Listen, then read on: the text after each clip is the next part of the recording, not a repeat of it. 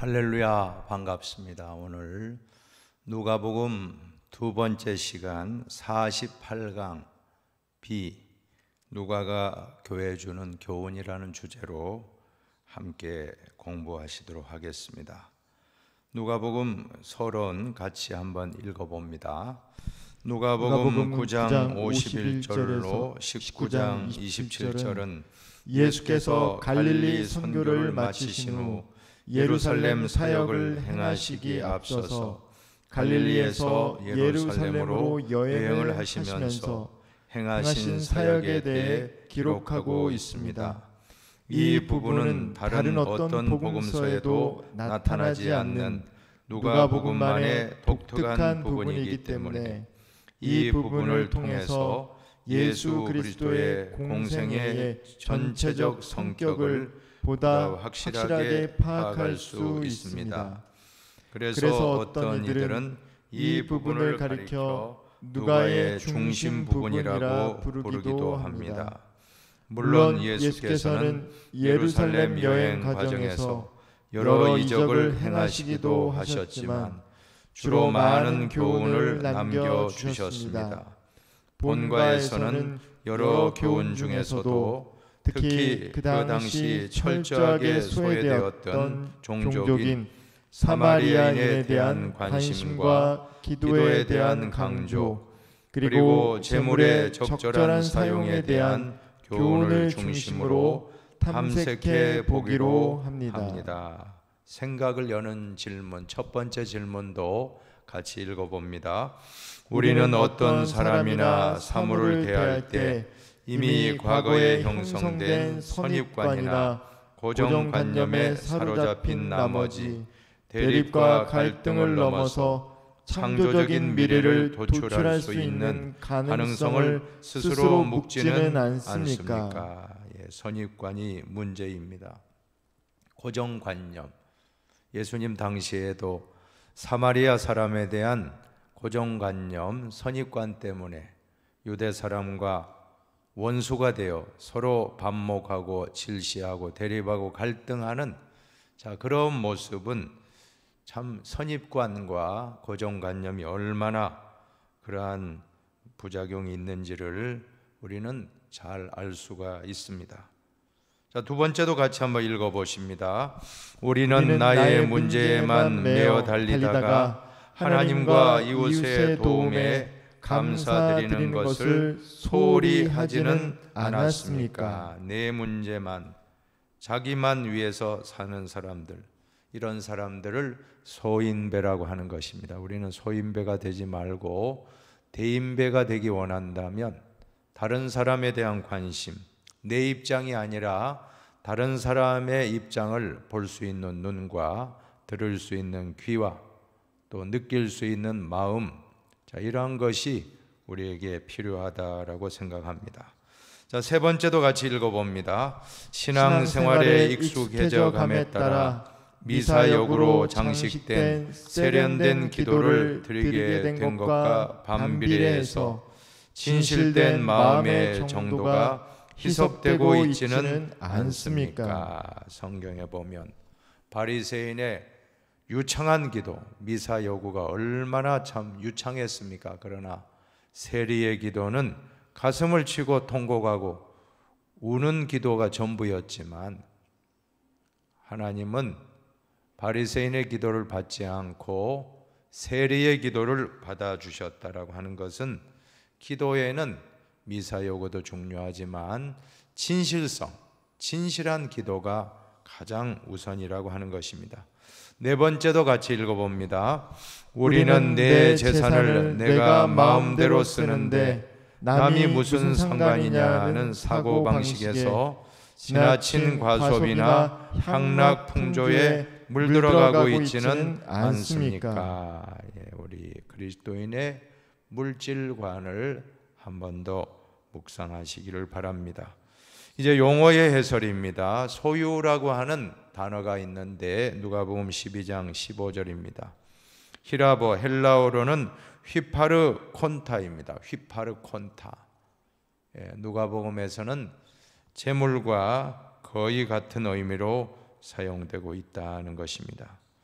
그 다음 두 번째 재물을 보실까요? 재물은 누가복음 16장 9절, 11절, 13절에 히라버 헬라어로 맘모나스로 나오는데 아람어 맘몬에서 파생되었다고 봅니다.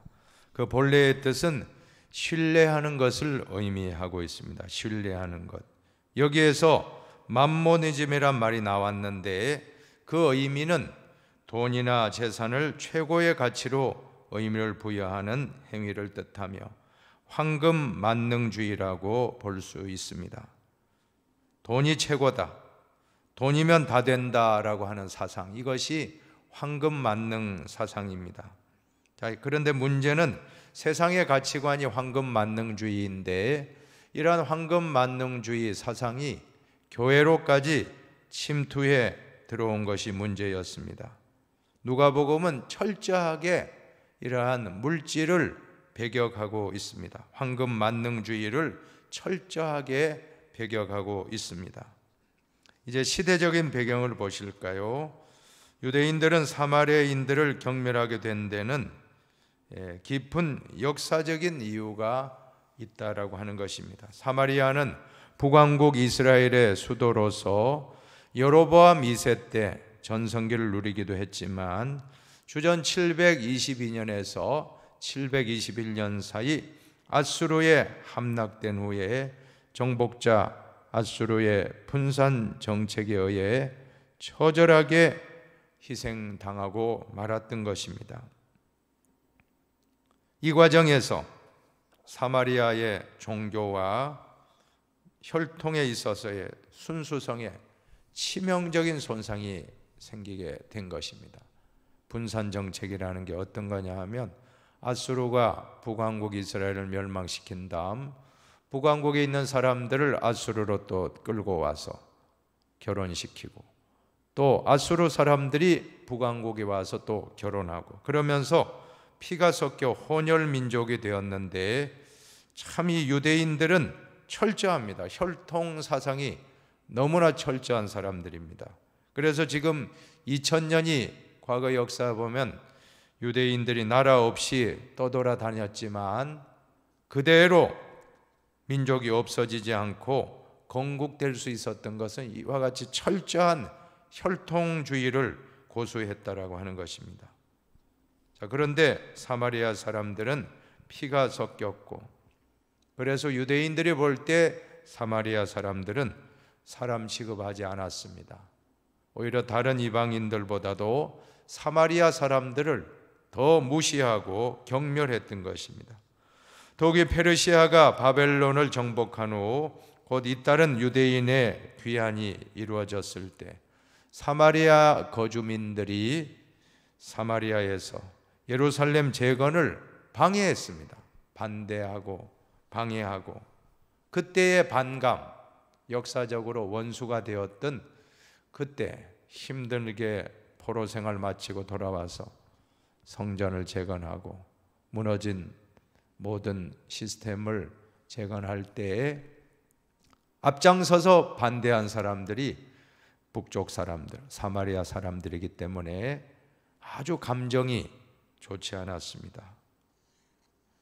예수님 당시에도 이런 반감은 계속 이어지고 있었습니다. 심지어 예수님 당시에 유다에서 갈릴리로 올라가실 때에 제자들이 어떻게 갔습니까?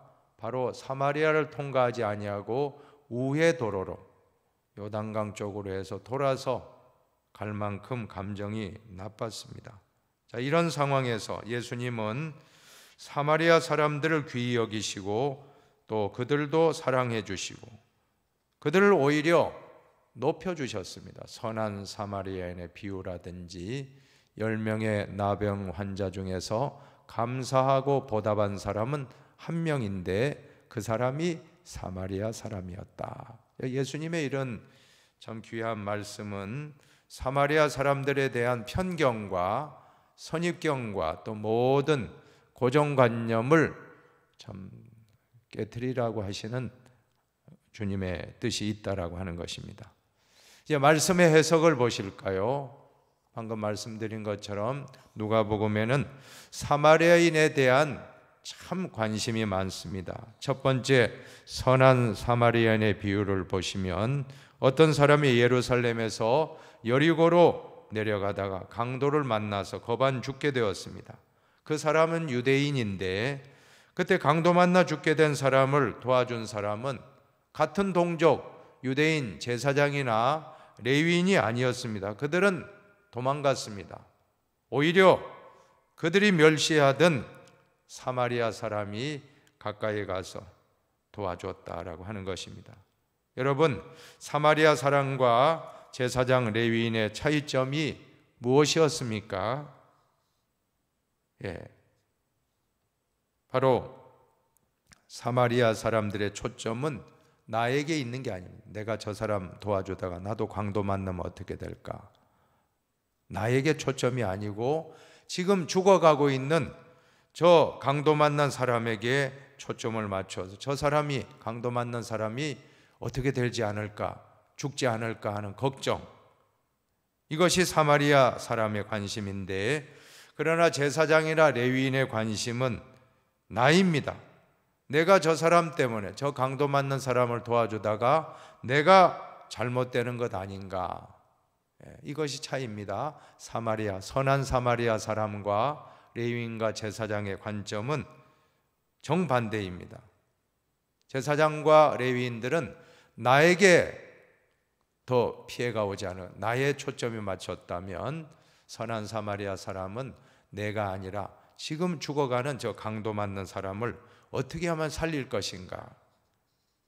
오늘 이 시간 선한 사마리아 사람과 같은 눈이 있으시길 바랍니다. 저 죽어가는 사람 볼 수 있는 긍휼의 눈, 또 고통받고 있는 사람 신음소리를 들을 수 있는 귀가 필요합니다.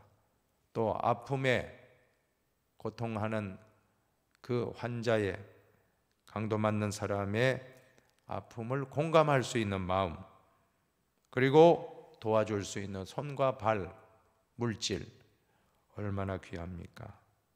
가까이 다가서 상처에 약을 발라주고 기름을 부어주고 소독을 하고 또 싸매어서, 붕대로 싸매어서 나귀에 태우고 주막으로 데려갑니다. 여관에 데려가서 돈이 더 필요하다면 돌아올 때 줄 테니까 잘 치료하고 계십시오. 이렇게 참 선한 분이 있습니까? 바로 이 사람이야말로 참된 이웃의 모델이다. 제사장도 아니고 레위인도 아니고 선을 베푼 사람이 곧 참된 이웃이다. 그 사람이 그런데 사마리아 사람이었다는 게 예수님의 비유입니다. 두 번째로 10명의 나 환자의 그러한 말씀도 나오지요. 10명의 나 환자 그 다 고침을 받았습니다. 예수님이 고쳐주셨는데 9명은 그냥 유대인들입니다. 다 집으로 돌아갔고 한 명만 돌아왔는데 그 사람이 바로 사마리아 사람이었다. 사마리아 나 환자가 유일하게 찾아왔습니다. 이것이 무엇을 의미합니까? 감사하는 사람. 오늘 우리도 주님의 은혜를 많이 받았는데 감사하지 못할 때가 많습니다. 우리는 하나님의 은혜에 감사하는 진실한 신자가 되어야 될 줄로 믿습니다. 이렇게 볼 때 사마리아 사람은 멸시와 천대의 대상이 아니라 오히려 예수님은 모범의 대상으로 말씀하십니다. 멸시 천대의 대상이 아니라 사마리아 사람들 중에 진정 모범적인 사람이 있을 수 있다. 자, 우리도 그렇게 보셔야 됩니다.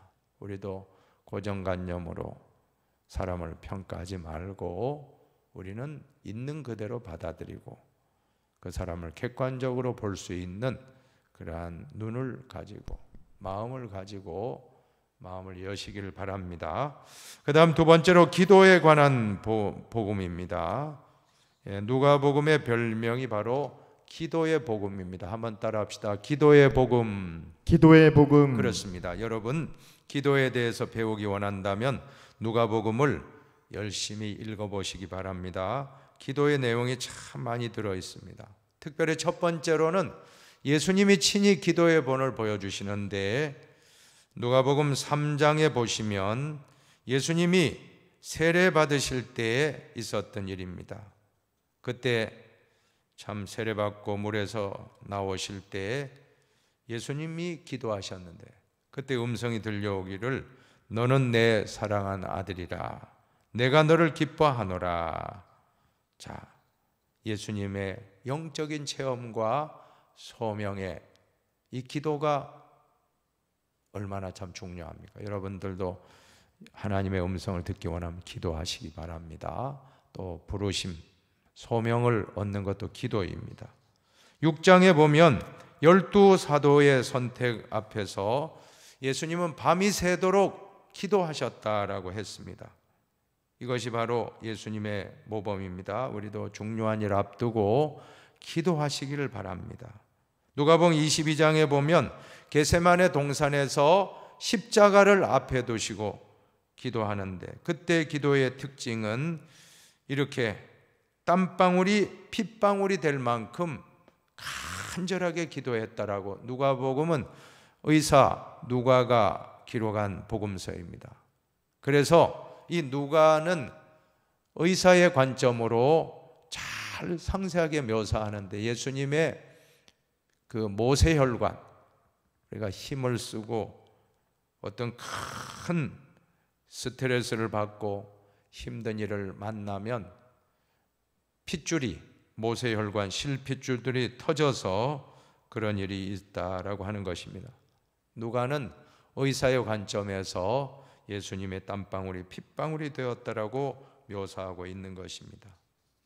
참 예수님의 기도, 우리는 예수의 모범을 따라서 기도할 때 우리도 영적 체험, 영적인 음성을 듣고 소명을 받고, 또 우리도 어떠한 중요한 선택을 할 때 기도하고, 또 십자가를 앞에 두고 기도하신 예수님, 땀방울이 핏방울 될 만큼 간절하게 기도하신 예수님의 본을 따라서 우리도 기도하는 종들이 되길 바랍니다.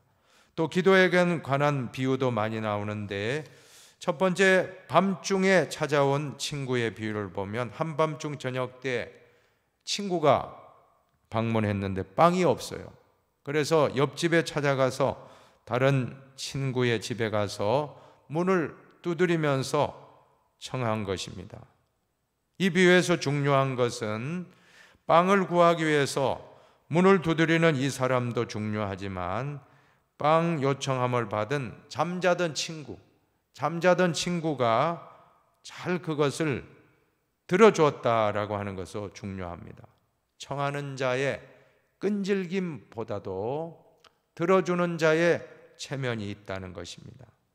구약의 율법에 보면 나그네 대접이 아주 많이 강조됐습니다. 유대인의 율법의 핵심은 나그네 대접인데, 만약에 그 밤중에 자기가 옷 벗고 다 누웠다고 해서 빵을 주지 않는다라고 하면 그 사람은 유대의 율법에 크게 위배한 것이고 큰 부끄러움을 당하고 나그네를 대접하지 않은 사람이라는 비난의 대상이 된다라고 하는 것입니다.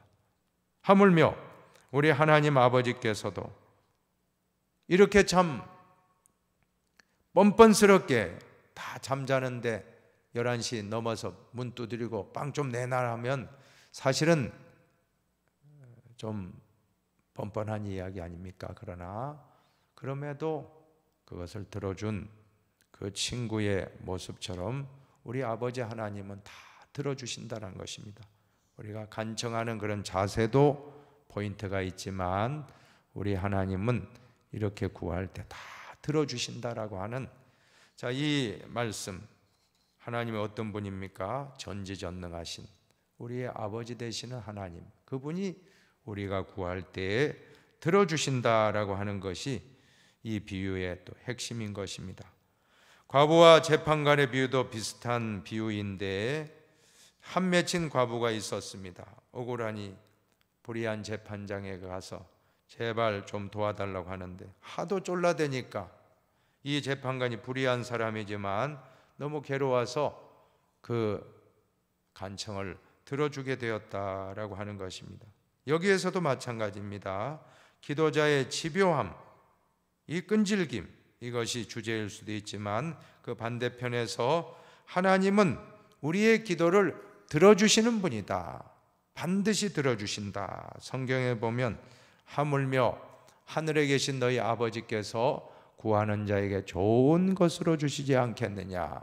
믿어야 합니다. 우리 아버지는 구하는 자에게 좋은 것 주신다는 것입니다.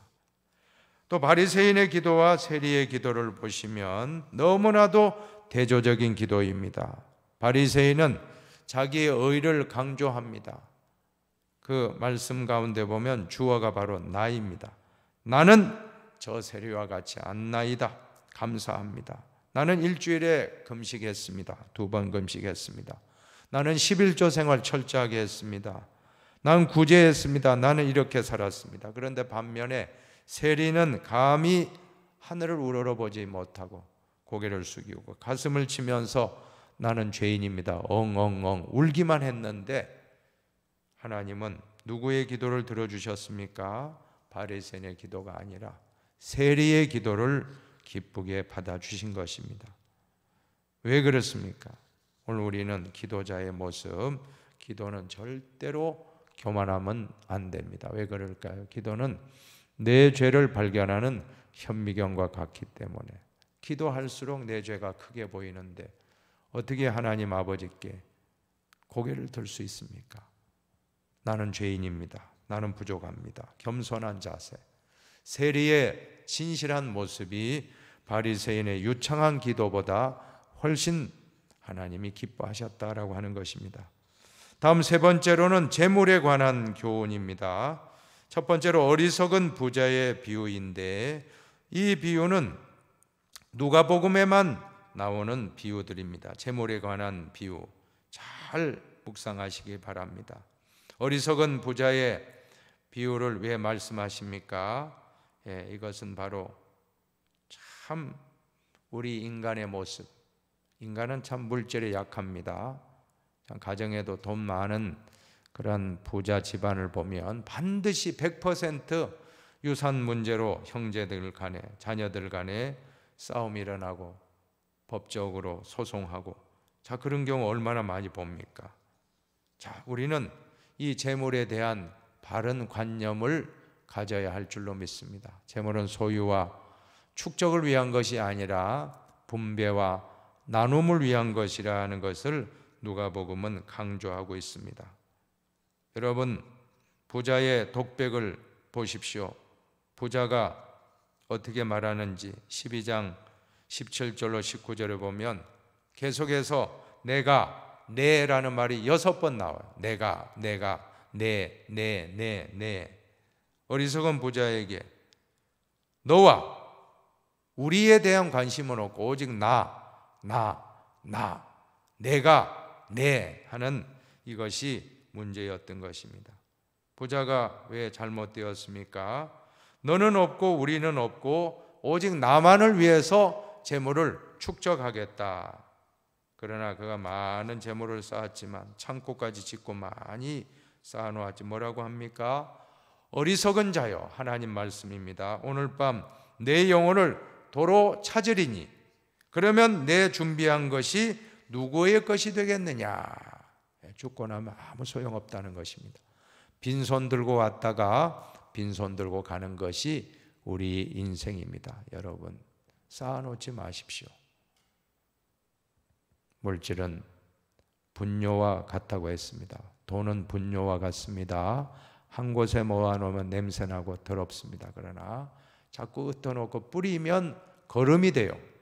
많은 사람 유익하게 하고 좋은 일에 선교하고 구제하고 남을 돕는 일에 자꾸 이렇게 뿌리시기 바랍니다. 쓴 만큼 내 돈입니다. 한번 따라 합시다. 쓴 만큼 내 돈이다. 쓴 만큼 내 돈이다. 내가 사용한 만큼. 모아놓은 건 내 돈 아니고 그것은 내 자산이 아니고 유산입니다. 그러나 쓴 만큼 뿌려주고 베푼 만큼 그것은 하늘에 쌓아놓은 나의 물질이 될 것입니다. 꼭 잘 나눔을 실천하고 어리석은 부자의 모습을 보면서 우리 가운데는 한 번도 그런 인생 살지 말고 잘 보람되게 잘 돈을 쓰고 또 좋은 일에 쓰는 귀하고 복된 성도님들 되시길 바랍니다. 그 다음은 탕자의 비유. 누가복음에 나오는 탕자의, 누가복음에만 나옵니다. 이 탕자의 비유의 핵심은 하나님의 사랑이 물론 큰 주제가 됩니다. 그러나 또 한편으로 보면 탕자가 부모의 재산을 허랑방탕하게 다 써버렸다고 했는데 왜 썼습니까? 자신만을 위하여, 향락만을 위하여 다 썼다라고 하는 것입니다. 여기에서 또 한편의 교훈은 물질을 탕자처럼 자신만을 위해서 쓰지 말라라고 하는 것입니다. 방탕을 목적으로 쓰지 말라. 자, 이런 물질의 교훈도 탕자의 비유 안에 있다라는 것을 기억하시기 바랍니다. 자, 이러한 관점에서 불의한 청지기의 비유 또한 볼 수가 있습니다. 불의한 청지기가 주인의 소유를 낭비해서 해고를 당하게 되었습니다. 그러니 그가 모르겠다 하면서 주인의 재산을 가지고 자기 자신을 위해 쓴 것이 아니라 빚진 자들을 탕감하는 데 썼다는 거예요. 빚진 자들을. 이웃을 위해서 사용을 했는데, 물론 남의 것을 가지고 인심을 쓴 거죠. 그런데 어쨌든 주인이 돌아와서 잘했다라고 칭찬하고 있습니다. 가난한 자들을 위해서, 어려운 자들을 위해서 그것을 탕감하는 데 사용했다. 재물을 지혜롭게 썼다 하는 면에서 이 불의한 청지기는 칭찬을 받게 되었다라고 하는 것입니다. 누가복음 16장에 보면 부자와 거지 나사로 이야기가 또 나오는데 한마디로 인생 역전입니다. 살아있을 때와 죽었을 때가 완전히 역전이 되는데 부자는 얼마나 호화롭게 살았습니까? 거지는 또 얼마나 비참하게 부자의 상에서 떨어지는 부스러기 먹고 간신히 근근히 살아왔습니다. 얼마나 비참합니까? 그러나 죽은 다음에는 역전이 되는데 거지는 아브라함 품에 안겨 천국에 갔고 부자는 지옥에 떨어졌다라고 하는 것입니다. 여러분, 왜 부자가 지옥에 들어가게 되었습니까? 물론 특별한 잘못을 행했다는 성경 구절은 없습니다. 그러나 오늘 누가복음이 강조하는 것은 그 많은 재물을 가지고 가난한 거지 나사로를 제대로 돕지 않았다라고 하는 그러한 교훈이 있는 것입니다. 먹을 것도 제대로 주지 않고 자기만 배불리고 자기만 잔치하고 거지 나사로는 돌보지 않는 그러한 모습, 재물의 적정한 사용 여부가 그의 운명을 영원히 결정 지을 수 있다라는 것을 훈계하는 내용이 바로 부자와 거지 나사로의 비유에 담겨 있다라고 하는 것입니다. 사랑하는 여러분, 우리가 가져온 물질로 잘 베풀며 사는 것이 천국의 상급을 받는 가장 축복된 길이라는 것을 믿으시기를 바랍니다. 그리고 18장에 보면 돈 많은 의회원에 관한 그런 말씀인데 무엇을 해야 영생을 얻으리까? 내게 있는 것을 다 팔아서 가난한 자들에게 나누어 주어라. 그리고 와서 나를 쫓으라 했는데 이 말씀은 영생과 구원의 문제가 하나님 말씀을 단순히 잘 지키는 것에만 있는 것이 아니라 가난한 자를 잘 구제하는 것, 내 소유를 잘 나눠주고 어려운 사람들을 위해서 내 물질을 쓰는 것이 영생의 축복이 있다. 누가복음은 바로 이렇게 강조하는 것입니다. 재물을 쌓아놓고 자기만을 위해 쓰는 사람은 구원받지 못한다라고 누가는 강조합니다. 정말 강하게 재물에 대한 그러한 강력한 촉구, 오늘 우리는 누가복음이 말씀하는 이 재물에 대한 사용, 우리에게 큰 교훈이 되기를 축원합니다. 이제 신학적인 의미를 보시기 바랍니다. 먼저 첫 번째로 하나님을 향한 신앙적인 교훈입니다. 그것은 바로 기도입니다. 기도 생활입니다. 오늘 우리는 예수님의 모습, 예수님이 세례 받으실 때부터 기도했다고 했습니다. 그리고 마지막 십자가에 달려 돌아가시기 전에도 겟세마네 동산에서 기도하셨습니다. 기도로 시작하고 기도로 마치고, 심지어 가상칠언 가운데 누가복음에 나오는 말씀들은 기도입니다. 아버지, 저들을 용서하여 주시옵소서. 마지막으로 아버지, 내 영혼을 아버지 손에 부탁하나이다. 계속 기도하시고 마쳤습니다. 우리도 예수님 본받아서 기도로 시작하고 기도로 마칩시다. 기도는 아침에 열쇠요 저녁에 자물쇠라고 했습니다. 기도하면 하나님이 역사하십니다.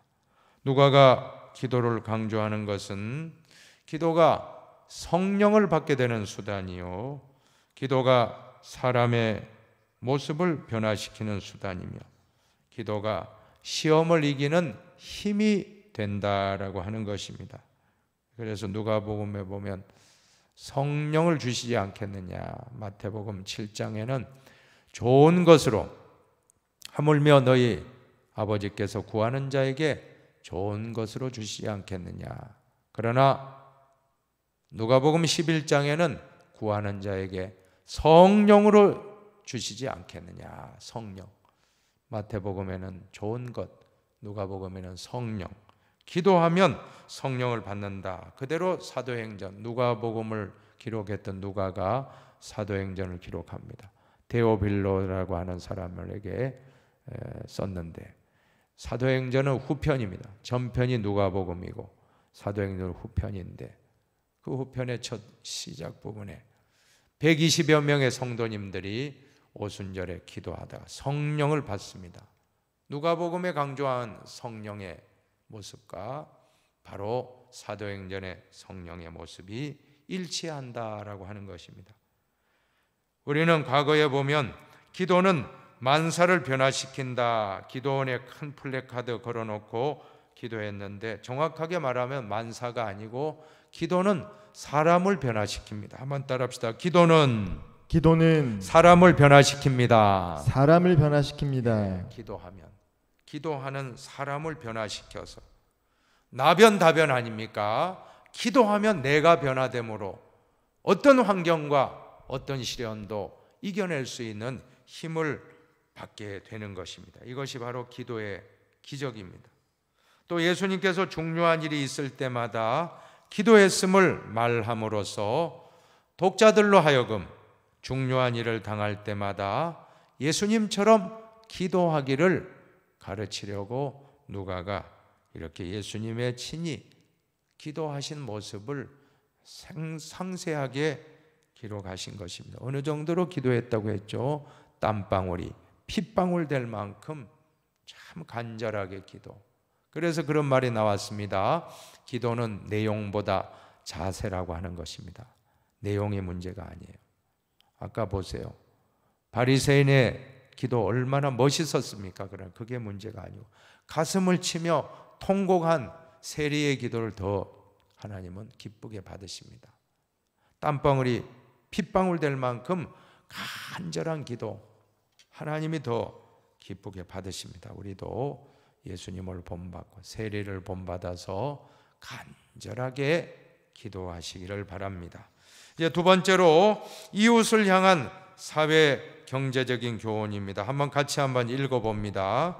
누가는 그리스도인들이 하나님을 향해 살면서 동시에 이 세상의 인간을 향해 살아야 함을 말하고 있다. 하나님께 대한 신앙의 삶과 이웃인 인간에 대한 사랑의 삶은 동전의 양면임을 말하고 있는 것이다. 참 성경의 내용이 바로 하나님 사랑, 이웃 사랑 아닙니까? 그런데 하나님 사랑과 이웃 사랑은 동전의 양면처럼 어느 한쪽만을 이야기하면 안 된다는 것입니다. 하나님을 사랑하고 이웃을 사랑하라. 하나님을 사랑한다는 것은 기도입니다. 그러면 신앙이죠. 신앙적인 모습이고, 그 다음에 이웃을 사랑한다라고 하는 것은 바로 사랑의 삶. 기도하고, 하나님께는 믿음으로 기도하고, 사람들에게는 또 참 이렇게 사랑을 베푸는 것, 이것이 바로 누가복음에서 강조하는 것입니다. 네덜란드의 화가 고흐라는 분이 있습니다. 빈센트 반 고흐라고 하잖아요. 일생 참 고난의 삶을 살았습니다. 귀를 자르고 자살했다라고 알려지고 있는데, 이 고흐는 화가인 동시에 또 많은 글도 남긴 사람입니다. 원래 고흐는 본래 가톨릭 사제가 되려고 했던 사람인데, 사제의 길 대신 화가의 길을 걸어갔는데, 그런데 고흐의 어록 중에 참 귀한 그러한 문구가 있습니다. 하나님을 아는 최상의 방법은 많은 것들을 사랑하는 것이다. 영어로 보면 The best way to know God is to love many things. 하나님을 알아가는 최상의 방법은 많은 것들을 사랑하는 것이다. 이웃을 사랑하면 하나님을 더 알게 됩니다. 또 자연을 사랑하면 또 하나님을 알게 되고, 우리는 사랑입니다. 사랑하게 될 때 하나님을 더 많이 알게 된다라고 하는 것입니다. 그래서 누가는 그리스도인들을 향해 하나님 앞에서 기도하는 생활을 하도록 신앙을 강조한 한편, 사회 속에서 먼저 소외된 자들을 향한 마음의 장벽을 허물도록 했고, 가난한 자들을 위해서 재물을 적절히 사용하도록 가르치고 있다라고 하는 것입니다. 기도, 누가복음이 강조하는 것 기도 아닙니까? 하나님께는 기도. 또 세상에서는 또 편견이 있는 사람들, 소외된 사람들에 대한 선입견을 깨트리고 어떻게 했죠? 재물을 가난한 자들을 위해서 적절히 사용하라. 이것이 누가복음의 3포인트입니다. 그죠? 3가지 포인트. 첫 번째는 사마리아 사람들에 대한, 소외된 사람들을 편견으로 보지 말라. 그 다음에 기도하라. 하나님께 기도하고, 그 다음에는 가난한 자들, 어려운 사람을 위해서 물질을 적절히 사용하라. 이것이 우리가 아까 세 단락으로 살펴본 말씀, 다시 한번 지금 강조하고 있습니다. 선한 사마리아인과 세리장 삭개오, 이것이 바로 소유를 긍정적으로 사용한 사람의 모델입니다. 긍정적 모델이에요. 삭개오를 볼까요? 삭개오는 세리장인데 매국노입니다. 사람들에게 손가락질 당하는 사람인데, 그러나 예수님을 영접하고 어떻게 변했습니까? 예수님, 제 소유의 절반을 팔아서 가난한 자에게 나누어 주겠습니다. 그리고 만약 내가 속여서 빼앗은 게 있다면 4배를 갚겠나이다. 그래서 주석가들은 이렇게 해석합니다. 학자들에 따르면 삭개오가 이것을 실천할 때 그는 전 재산을 거의 다 소진했을 것이다. 거의 거지 수준으로 됐을 것이다. 그러나 그는 천국에서 가장 큰 부자 삭개오가 되었던 것입니다. 반면에 부자 청년은 소유를 팔아서 가난한 자에게 나누어 주고 나를 따르라, 이렇게 주님이 요구했지만 받아들이지 않은 부정적인 모델로 볼 수가 있습니다. 그래서 누가에게 있어서 신앙은 재물의 문제와 무관하지 않다는 걸 강조하는 것입니다. 재물에 대한, 물질에 대한 올바른 자세, 이것이 참 신앙인에게 중요한 것입니다. 특별히 맘모니즘, 황금 만능주의 가치관이 팽배되어 있는 이 시대 속에서 우리가 어떻게 그리스도인으로서 올바른 물질관을 가지고 살아갈 것인가 참 중요해요.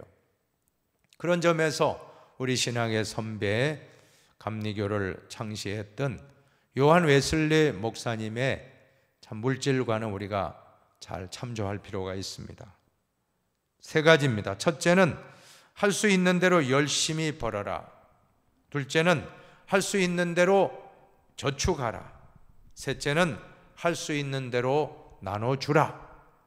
여러분 한번 해볼까요? 할 수 있는 대로 열심히 벌어라. 할 수 있는 대로 열심히 벌어라. 할 수 있는 대로 저축하라. 할 수 있는 대로 저축하라. 할 수 있는 대로 주라. 할 수 있는 대로 주라.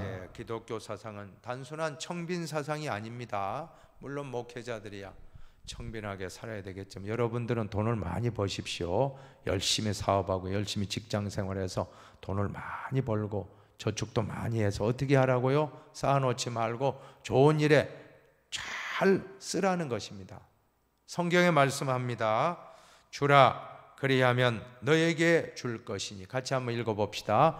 주라 그리하면 너에게 줄 것이니 곧 후히 되어 누르고 흔들어 넘치도록 하여 너에게 안겨주리라. 이것이 바로 예수님 하신 말씀입니다. 우리도 잘 돈, 물질 생활, 청빈 사상이 아니에요. 우리는 청부 사상입니다. 깨끗할 청자, 맑을 청에다가 부자 할 때 부자. 청빈이 아니고, 청빈 사상은 어떤 불교입니다. 우리 기독교는 청부 사상이라고 합니다. 여러분들이 돈을 많이 벌어서 좋은 일에 많이 쓰는 게 바로 기독교 정신입니다. 이것이 바로 막스 베버의 그렇죠 프로테스탄트 윤리와 기독교 정신이라고 하는 그 책이 나오잖아요. 예. 지금 현대 사회를 발전시킨 것은 바로 기독교 정신이란 기독교 정신. 이 기독교 정신이 많은 부를 가져왔고 또 그 부를 단지 자기만 위해 사는 게 아니라 다른 사람들을 위해서 적절하게 구제하고 나눠줌으로 참 선진국들이 다 프로테스탄트, 캐톨릭이 아닙니다.